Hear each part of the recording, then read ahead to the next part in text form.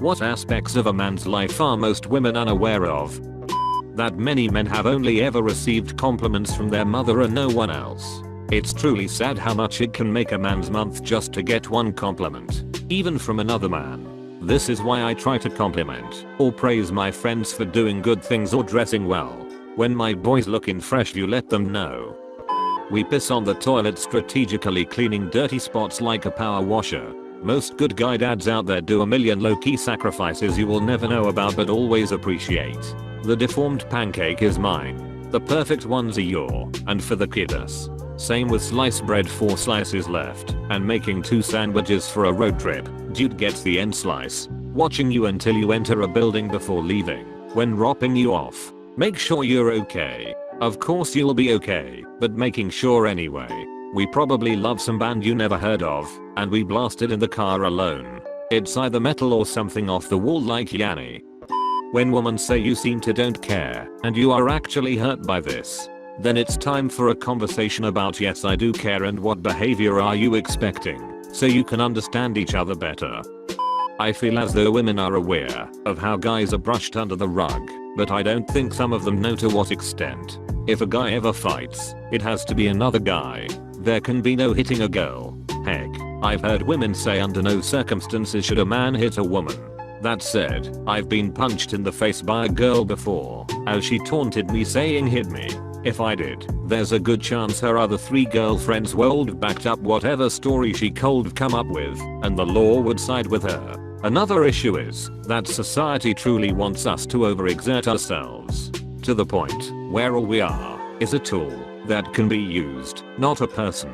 It is getting better, but let's be honest, how many men do you hear about being good stay-at-home dads from others? No, our place is out in the world, doing whatever menial job we can to sustain ourselves. And of course, the stigma of men being violent all the time.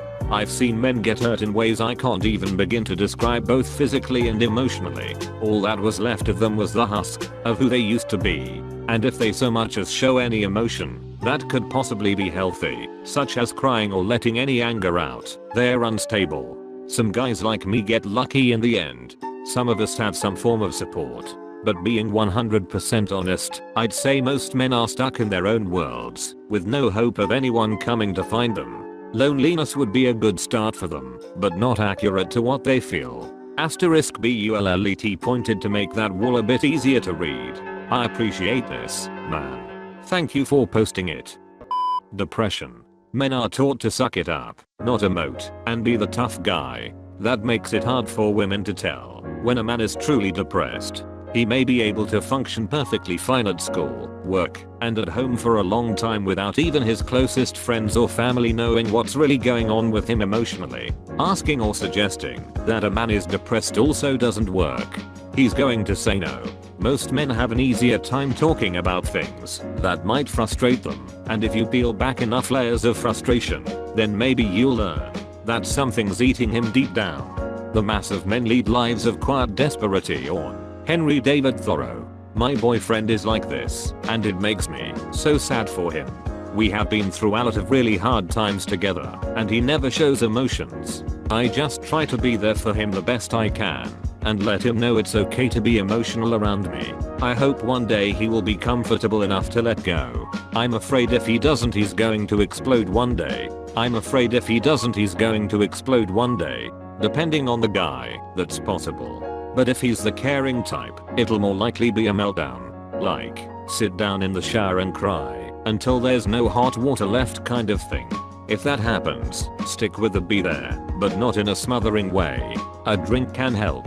That level of crying makes you thirsty. Maybe suggest a cuddle and a funny show. Some cartoons or something. Hang out. Be calm. And don't push for details, but let him know you're there to listen if he wants. The average man is lonelier than the average girl. Sad face. Why is that though? BC men are raised with the expectation that if they are going through something, they'll be told to just man up or something, which makes them feel like they can't be vulnerable, and without vulnerability, you aren't being real or truly yourself to anyone, which makes you feel lonely. Yes, but sadly it makes sense. How hard it actually is for a man to start a relationship. There's this constant fear of sounding creepy when asking a girl out for the first time. No man wants to ask a girl out and be labeled as a creep for the rest of his life. So unless there's a clear sign that a woman is interested, most men will play it safe and do nothing. Master, if you have learned the way to ask a girl out without being labeled a creep, please teach your disciple. Find a time when she's not busy. Approaching during lunch or after work is good. Smile. Hi, I'm name, and I've noticed you several times. I'd like to get to know you. Here's my number. I'd enjoy talking with you over ice cream, coffee, lunch soon. Please think about it, and if you're interested, give me a call. Smile and walk away. You've just expressed your interest, invited her to set up a short public meeting, and most importantly, you did not pressure her for an immediate response. You showed that you respect her and left the next step to her. No pressure. Even if she doesn't contact you, she will think about it. Even if she doesn't contact you, just say hello normally when you happen to cross paths. Just because I'm big and tough and I'm a little rough with my guy friends doesn't give you the right to beat up on me like a punching bag because you think it's cute. It isn't cute. If you weren't a woman and I wasn't afraid of going to prison for life, I'd defend myself after asking you to stop for the third time. But I can't, and you don't have to stop, so you keep doing it and think it's okay because there's literally nothing I can do about it other than simply end the relationship. And then what that happens, you get to spin it however you want because again, I don't have a leg to stand on in this race. Most men are toasted peanut butter and jelly sandwiches. Hard and crunchy on the outside, warm and gooey on the inside. Society typically raises us to completely ignore our emotions. We have no real foundation for dealing with them later in life. I hope I have boys. Boys are so much easier to raise than girls. This is why men have anger issues. This is why men snap out of nowhere. This is why men go out for cigarettes and never come home. I hit my sister's best friend in retaliation after I got tired of her playing the slug bug game all the time. I saw a white one and just full power hit her in the bicep. She asked why I hit her so hard, and I said, because she hit hard. She stopped hitting me after that. In my experience, most girls have never taken a hit in their life, even remotely hard.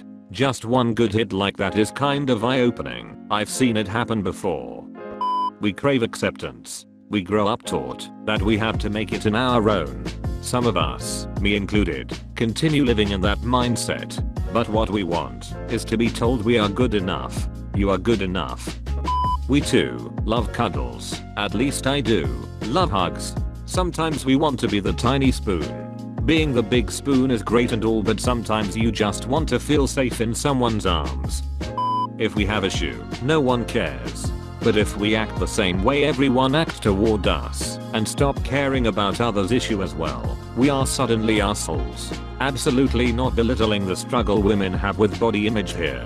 Male body image is an issue for sure. It can really shatter a guy's confidence. I've heard many a friend under 5 feet 8 inches with a slight build, or an overweight build, or maybe just not conventionally attractive, and they feel not only completely undesirable, but because of this, very lonely and hopeless. Some say some dark things about self-harm, because they can't find a girlfriend/wife and they're getting older.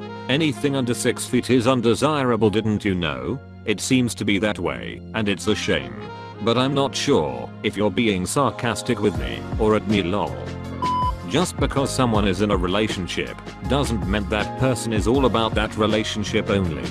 It also means that the person's still allowed to have their own activity/hobby without the partner involved. I still don't get it why some will nag all day long if their partner enjoys their hobby or simply hang out with their friends, despite they already carefully maintained the time for it. As long as the communication and trust is taken care with highest respect, it shouldn't be a problem. *diting it out, as it is not only male-female issue, not purely a male/female thing. Some partners are super clingy and others need space occasionally, from everyone, even from their partner. While you can seek help from others, it's only help for the situation you are directing. You don't get to hand your life's problems over to other people. You have to take care of them yourself, which is why a lot of men just snap. We are going through a lot and don't have people to turn to. I ain't saying it's okay, heal, there's no excuse, but this is why it happens. Got any similar examples? Leave it in the comments below.